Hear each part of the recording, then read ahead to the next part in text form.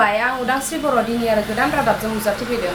दिनैनि गिबि रादाबानो जादों डिसेबिलिटि सुबुंफोरनियाव सौहैनो आरो गिबि माहारि अफिसारफोरखौ खामानि मावहोनो चिफ जाजआ डिसेबिलिटिनि सायाव गोख्रों खामानि आखायाव लादों।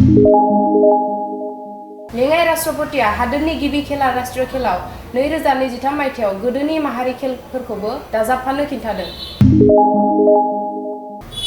दैनि थाखाय हिन्जाव माहारि थाखाय दै अभियानआ सानथामनि हाबाफारि लाना खुंनाय मेलाव ओडिशायाव 9 नबेम्बर खालारनिफ्राय मोजाङै जोबना थांबाय।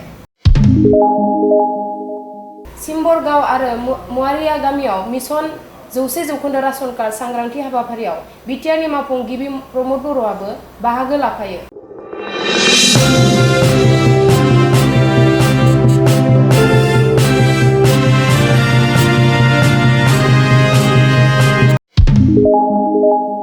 क'क्राझाराव कामिनी कुमार नार्जारिनि 97थि जोनोम सान फालिनायाव बिटिआरनि मावफुंगिरि प्रमद बर'आ नुजाथिहैना बुंदों दि कामिनी कुमार नार्जारिया बर'नि हारिमु जारिमिनखौ फोथांना लाखिदो होनना।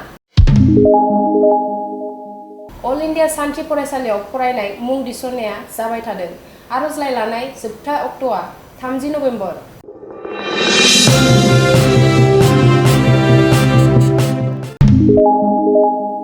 मैया मध्य प्रदेशआव राहुल गान्धीआ बिसायख'थिनि दावबायहैनानै बुङो कंग्रेसआ आबादारि मजदुर फिसा फालांगिरिनि गोख्रों रादायनि थाखाय खामानि मावगोन होनना बुङो।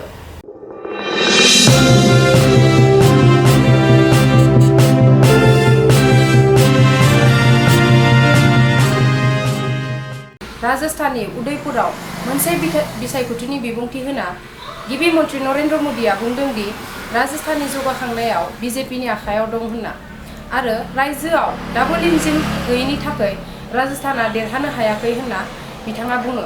केंद्र की सरकार यहाँ विकास के लिए जो पैसे भेजती है वो राजस्थान में भ्रष्टाचार की भेंट चढ़ जाते हैं। राजस्थान की हमारी माताओं बहनों को पानी की समस्या से जूझना पड़ता है। पूरे देश की तरह राजस्थान में भी जल जीवन मिशन चलाया जा रहा है, लेकिन यहां की कांग्रेस सरकार ने इस योजना में भी लूटने का रास्ता खोज लिया। राहुल गान्धीआ बिसायख'थिनि थाखाय मध्य प्रदेशनि जबलपुराव लामा रोड शो खालामनायखौ नुनो मोनदों।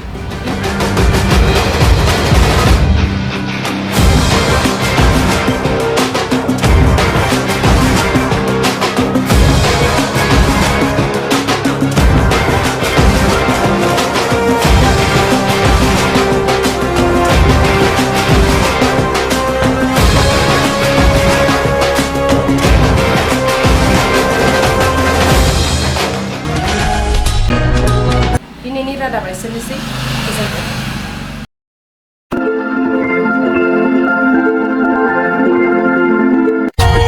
For more updates, subscribe to our channel, click the show links and enjoy watching the videos.